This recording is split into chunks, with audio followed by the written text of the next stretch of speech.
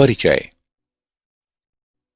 बच्चों, इस पाठ में आप मानव शरीर में रासायनिक समन्वय और एकीकरण के बारे में जानेंगे। क्या तुम्हें पता है कि हमारे आकार में कैसे वृद्धि होती है? वृद्धि एक बहुत जटिल प्रक्रम है जिसमें अनेक हार्मोन्स की समन्वित क्रिया शामिल होती है। मुख्य रूप से वृद्धि हार्मोन्स शरीर की वृद्धि के प्रेरण के लिए जिम्मेदार होते हैं, जो पीयूष ग्रंथि द्वारा मुक्त किए जाते हैं। वृद्धि हार्मोन प्रोटीन, लिपिड और कार्बोहाइड्रेट के उपापचय पर महत्वपूर्ण प्रभाव डालते हैं। वृद्धि हार्मोन का उत्पादन तनाव, व्यायाम, पोषण, निद्रा आदि जैसे अनेक कारकों पर निर्भर करता है। शरीर के भीतर कई और हार्मोन भी स्रावित किए जाते हैं जो विशिष्ट कार्य करते हैं, जैसे कि थायराइड ग्रंथि से स्रावित होने वाला कैल्सिटोनिन हार्मोन रुधिर में कैल्शियम स्तर को नियंत्रित करता है। तो आइए इस पूरे मॉड्यूल में हम रासायनिक समन्वय और एकीकरण के बारे में जानेंगे।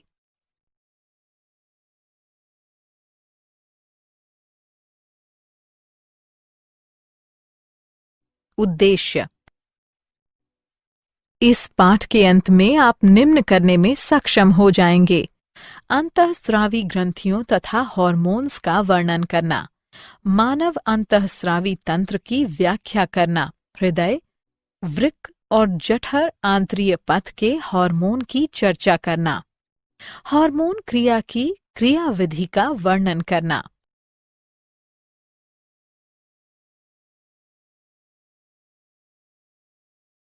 अंतःस्रावी ग्रंथियां तथा हार्मोन। अंतःस्रावी ग्रंथियां नलिका विहीन होती हैं जो रुधिर प्रवाह में हार्मोन स्रावित करती हैं।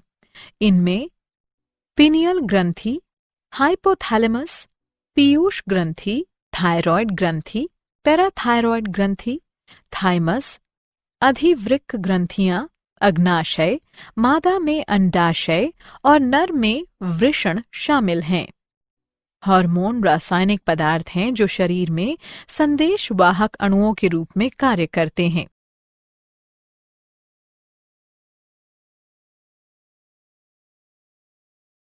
मानव अंतःस्रावी तंत्र। मानव अंतःस्रावी तंत्र हार्मोन के कार्यों द्वारा शरीर की अनेक प्रक्रियाओं को बदल देता है। हाइपोथैलेमस। हाइपोथैलेमस मस्तिष्क के निचले केंद्रीय भाग में स्थित विशिष्ट कोशिकाओं का संग्रह है।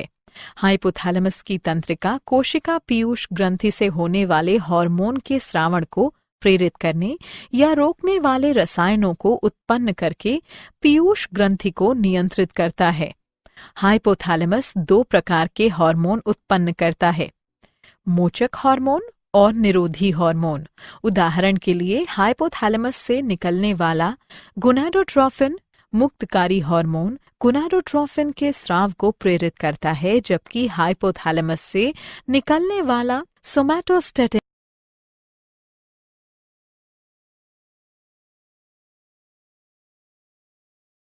पीयूष ग्रंथि। पीयूष ग्रंथि मस्तिष्क के आधार के मध्य में हाइपोथैलेमस के नीचे स्थित होती है।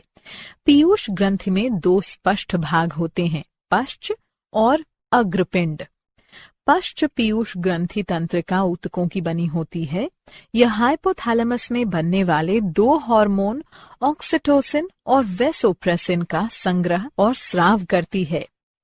ऑक्सीटोसिन बच्चे के जन्म के समय दूध के स्राव तथा गर्भाशयी चिकनी पेशियों के संकुचन को प्रेरित करता है। वेसोप्रेसिन का मुख्य कार्य मूत्र के साथ जल के ह्रास को कम करके शरीर के जल को सुरक्षित रखना है। यह एंटी डायूरेटिक हार्मोन भी कहलाता है। अग्रपीयूष ग्रंथि अंतःस्रावी कोशिकाओं की बनी होती है जो सीधे रुधिर में हार्मोन का उत्पादन और स्रावण करती हैं। अग्रपीयूष ग्रंथि वृद्धि hormone GH, prolactin PRL, thyroid प्रेरक hormone THH, adrenocorticotrophic hormone STH, luteinizing hormone HL और पुटिका प्रेरक हार्मोन FSH मेलानोसाइट प्रेरक हार्मोन MHH स्रावित करती है। वृद्धि हार्मोन वृद्धि के लिए महत्वपूर्ण होते हैं। यह समसूची विभाजन में वृद्धि करके कोशिकाओं के आकार और उनकी संख्या में वृद्धि करता है। प्रोलैक्टिन एकल श्रृंखला प्रोटीन हार्मोन है जो दुग्ध ग्रंथि की वृद्धि और दूध उत्पादन को नियमित करता है। थायराइड प्रेरक हार्मोन थायराइड हार्मोन उत्पन्न करने के लिए थायराइड ग्रंथि को प्रेरित करता है। एड्रीनोकॉर्टिकोट्रोफिक हार्मोन का मुख्य कार्य ग्लूकोकॉर्टिकाइड्स नामक स्टेरॉयड हार्मोन के समूह को मुक्त करने के लिए एड्रीनल ग्रंथियों के विलकुट को प्रेरित करना है। LH और FSH गोनाडोट्रोपिन कहलाते हैं क्योंकि यह जननांगों, नर में वृषणों और मादा में अंडाशयों को प्रेरित करते हैं। LH नर और मादा दोनों में जननांगों से लिंग स्टेरॉयड के स्राव को प्रेरित करता है। FSH अंडाशयी पुटिकाओं के परिपक्वन को प्रेरित करता है और यह शुक्राणु के उत्पादन के लिए भी महत्वपूर्ण है। मेलानोसाइट प्रेरक हार्मोन मेलानोसाइट्स को सक्रिय करता है जो मेलेनिन उत्पन्न करते हैं और त्वचा के रंग के लिए जिम्मेदार होता है।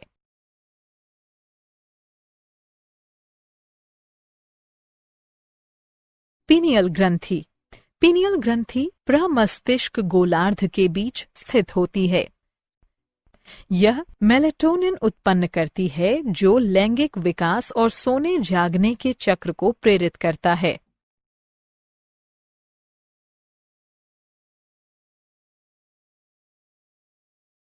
थायराइड ग्रंथि। थायराइड ग्रंथि ग्रीवा में स्थित होती है जिससे उत्पन्न होने वाले हार्मोन उपापचय, ऊष्मा उत्पादन और रुधिर में कैल्शियम स्तर को नियंत्रित करते हैं। थायराइड ग्रंथि 3 हार्मोन उत्पन्न करती है। Thyroxine T4, ट्राइआइडोथायरोनिन T3, calcitonin.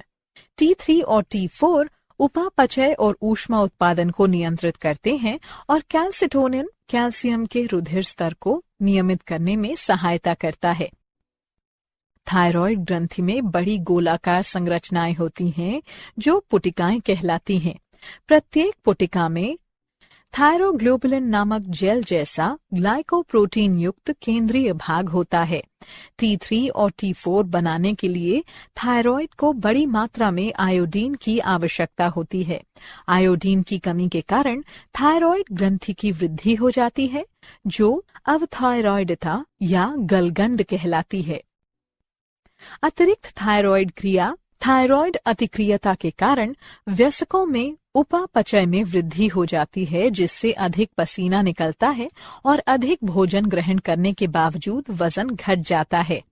Calcitonin रुधिर कैल्शियम स्तर को कम कर देता है जिससे समस्थिति को बनाए रखने में मदद मिलती है।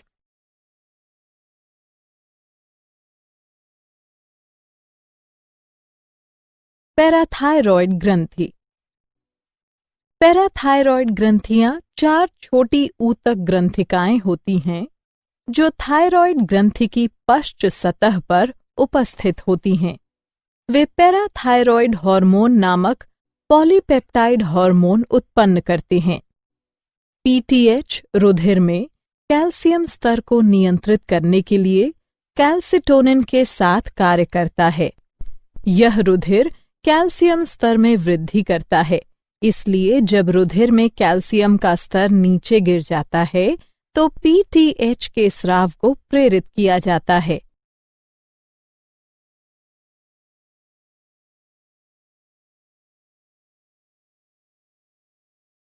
थाइमस। थाइमस ग्रंथि छाती के ऊपरी भाग में उरोस्थि के पीछे स्थित होती है। यह पिरामिड के आकार की और 2 पालियों की बनी होती है जो शरीर की मध्य रेखा को अलग करती है। थाइमस ग्रंथि प्रतिरक्षा तंत्र का भाग बनाती है। यह थाइमोसिन हार्मोन स्रावित करती है जो प्रतिरक्षा तंत्र को नियंत्रित करने में महत्वपूर्ण भूमिका निभाता है। यह T लिम्फोसाइट्स की सहायता करता है।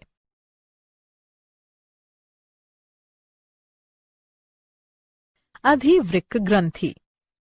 मनुष्यों में 2 अधिवृक्क ग्रंथियां होती हैं जो वृक्कों के अग्रभाग पर स्थित होती हैं। प्रत्येक ग्रंथि का बाहरी भाग अधिवृक्क वल्कुट होता है और अंतः भाग अधिवृक्क मध्यांश होता है।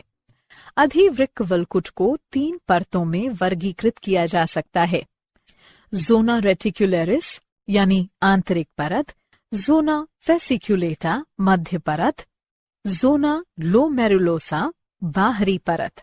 अधिवृक्क वल्कुट की कोशिकाएं 2 मुख्य प्रकार के स्टेरॉयड हार्मोन ग्लूकोकॉर्टिकॉइड और मिनरेलोकॉर्टिकॉइड स्रावित करती हैं। ग्लूकोकॉर्टिकॉइड ग्लूकोज के रुधिर स्तर में वृद्धि करता है। शरीर का मुख्य ग्लूकोकॉर्टिकॉइड कॉर्टिसोल है जो शरीर में अत्यधिक थकान होने पर स्रावित होता है और उस समय ग्लूकोज की अधिक मांग होती है क्योंकि इसका रुधिर स्तर उल्लेखनीय ढंग से गिर जाता है। कॉर्टिसोल पेशी प्रोटीन के विखंडन को बढ़ावा देता है और ग्लूकोनियोजेनेसिस नामक प्रक्रिया में ग्लूकोज संश्लेषण करने वाली यकृत कोशिकाओं से अमीनो अम्ल ग्रहण करने के लिए यकृत को प्रेरित करता है।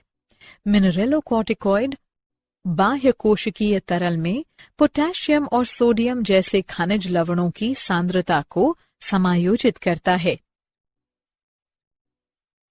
एल्डोस्टेरॉन सबसे अधिक मात्रा में पाया जाने वाला मिनरेलोकॉर्टिकॉइड है। यह वृक्क नेफ्रॉन की दूरस्थ नलिकाओं पर कार्य करके उन्हें सोडियम आयनों को पुनः अवशोषित और पोटेशियम आयनों को उत्सर्जित करने के लिए प्रेरित करता है। अधिवृक्क ग्रंथि का आंतरिक भाग अधिवृक्क मध्यांश वृक्काणुओं का बना होता है जो एड्रिनलिन और नॉरएड्रिनलिन 2 पदार्थ मुक्त करता है। जब अधिवृक्क मध्यांश हार्मोन स्रावित करता है तो वो रुधिर परिसंचरण और शरीर में थकान होने पर कार्बोहाइड्रेट के उपयोग को नियंत्रित करते हैं। उदाहरण के लिए वे हृदय दर को बढ़ा देते हैं, धमनिकाओं और श्वसनिकाओं को फैला देते हैं।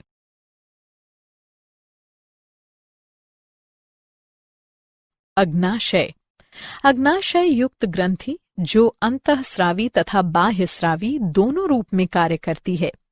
लैंगरहैंस के द्वीप जो द्वीप भी कहलाते हैं कोशिकाओं का समूह होते हैं जो पूरे अग्नाशय में बिखरी होती हैं। लैंगरहैंस के द्वीप अग्नाशयी रस उत्पन्न करते हैं जिसमें पाचक एंजाइम होते हैं और ये इंसुलिन तथा ग्लूकोगॉन हार्मोन भी उत्पन्न करते हैं जो रुधिर ग्लूकोज स्तर को नियंत्रित करते हैं। इंसुलिन एक प्रोटीन हार्मोन है जो ग्लूकोज का स्तर बढ़ने पर अग्नाशय द्वारा स्रावित होता है और यह रुधिर ग्लूकोज स्तर को कम कर देता है। असामान्य निम्न रुधिर शर्करा हाइपोग्लाइसीमिया का कारण है। इंसुलिन का सबसे महत्वपूर्ण कार्य यकृत और पेशी कोशिकाओं में ग्लूकोज के अंतर्ग्रहण को प्रेरित करता है। ग्लूकोगॉन अमीनो अम्ल और ग्लिसरॉल अणुओं से ग्लूकोज के संश्लेषण को प्रेरित करके रुधिर ग्लूकोज स्तर में वृद्धि करता है। रुधिर ग्लूकोज स्तर में असामान्य वृद्धि हाइपरग्लाइसीमिया का कारण है।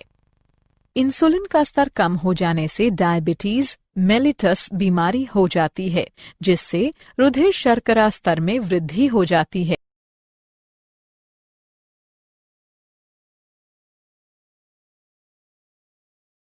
वृषण वृषण कोश में 2 वृषण स्थित होते हैं। वृषण शुक्राणु उत्पन्न करते हैं। लेइडिंग कोशिकाएं टेस्टोस्टेरॉन उत्पन्न करती हैं।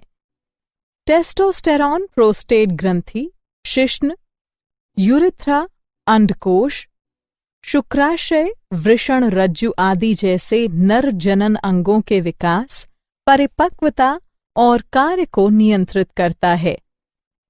टेस्टोस्टेरॉन के प्रभावों में भारी आवाज, शरीर पर बालों का बढ़ना, जननांगों की परिपक्वता, यौन रुचि, प्रजनन, स्तंभन कार्य और आत्मविश्वास में वृद्धि आदि शामिल हैं।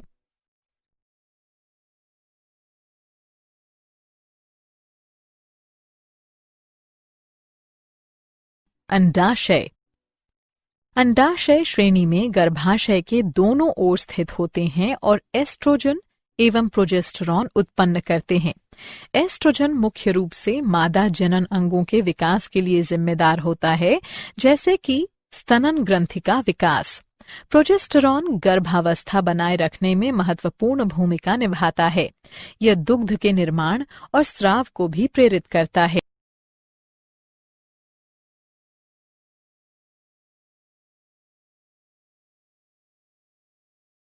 हृदय, वृक्क और जठर आंत्रीय पथ के हार्मोन। एट्रियल नेट्रियूरेटिक कारक ANF एक हृद हार्मोन है जो रुधिर आयतन और धमनीय रुधिर दाब को नियंत्रित करता है। वृक्क द्वारा उत्पन्न किए जाने वाले एरिथ्रोपोएटिन हार्मोन लाल रुधिर कोशिकाओं के उत्पादन के लिए जिम्मेदार हैं। जठर आंत्रीय पथ द्वारा उत्पन्न किए जाने वाले hormone gastrin, secretin, cholecystokinin, CCK और जठर अवरोधी पेप्टाइड GIP हैं। गैस्ट्रिन अमाशय में बनता है जो भोजन पचाने के लिए हाइड्रोक्लोरिक अम्ल उत्पन्न करता है। सेक्रेटिन बाइकार्बोनेट की प्रचुर मात्रा वाला पाचक रस मुक्त करने के लिए अग्नाशय को प्रेरित करता है। कोलिसिस्टोकाइनिन अग्नाशय और पित्ताशय से क्रमशः अग्नाशयी एंजाइम और पित्त रस के स्राव को प्रेरित करता है। जठर अवरोधी पेप्टाइड हार्मोन जठर स्राव को अवरुद्ध करता है।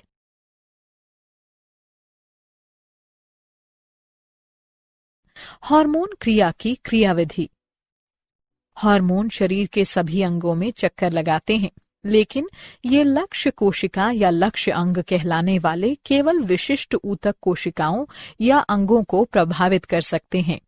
एक हार्मोन से प्रतिक्रिया करने के लिए लक्ष्य कोशिका की जीव द्रव्य झिल्ली पर विशिष्ट प्रोटीन ग्राही उपस्थित होनी चाहिए।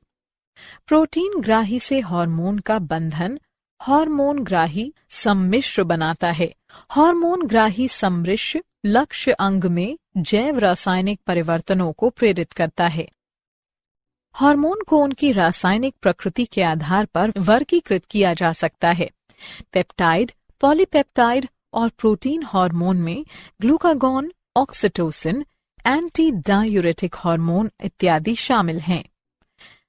स्टेरॉयड हार्मोन में ग्लूकोकॉर्टिकॉइड, मिनरेलोकॉर्टिकॉइड, टेस्टोस्टेरॉन, एस्ट्रोजन, प्रोजेस्टेरॉन आदि शामिल हैं। आयोडोथायरोनिन में थायरॉयड हार्मोन शामिल हैं। अमीनो अम्ल के व्युत्पन्न। अमीनो अम्ल के व्युत्पन्नों के उदाहरण एड्रिनेलिन, नॉर एड्रिनेलिन आदि हैं।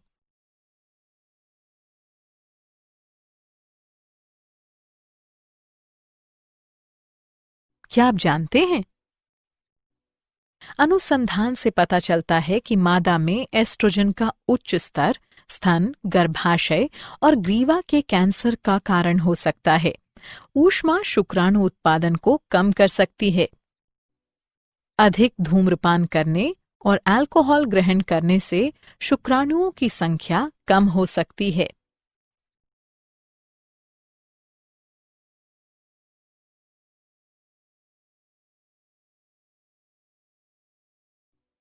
सारांश। आइए हमने जो कुछ सीखा है उसे संक्षेप में दोहराएं। अंतःस्रावी ग्रंथियां नलिका विहीन होती हैं जो रुधिर प्रवाह में हार्मोन स्रावित करती हैं। हार्मोन रासायनिक पदार्थ है जो शरीर में संदेशवाहक अणुओं के रूप में कार्य करते हैं। अंतःस्रावी ग्रंथियां पिनियल ग्रंथि, हाइपोथैलेमस, पीयूष ग्रंथि, थायरॉयड ग्रंथि, पैराथायरॉयड ग्रंथि, थाइमस, अधिवृक्क ग्रंथियां, अग्नाशय, मादा में अंडाशय और नर में वृषण हैं। हाइपोथैलेमस मस्तिष्क के निचले केंद्रीय भाग में स्थित होता है।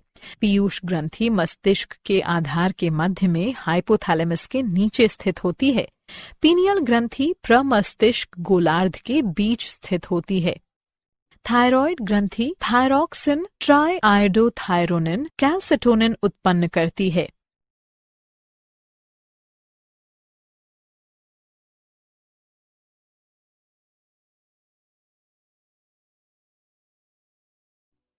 मानव शरीर में 2 अधिवृक्क ग्रंथियां होती हैं जो वृक्क के अग्रभाग पर स्थित होती हैं।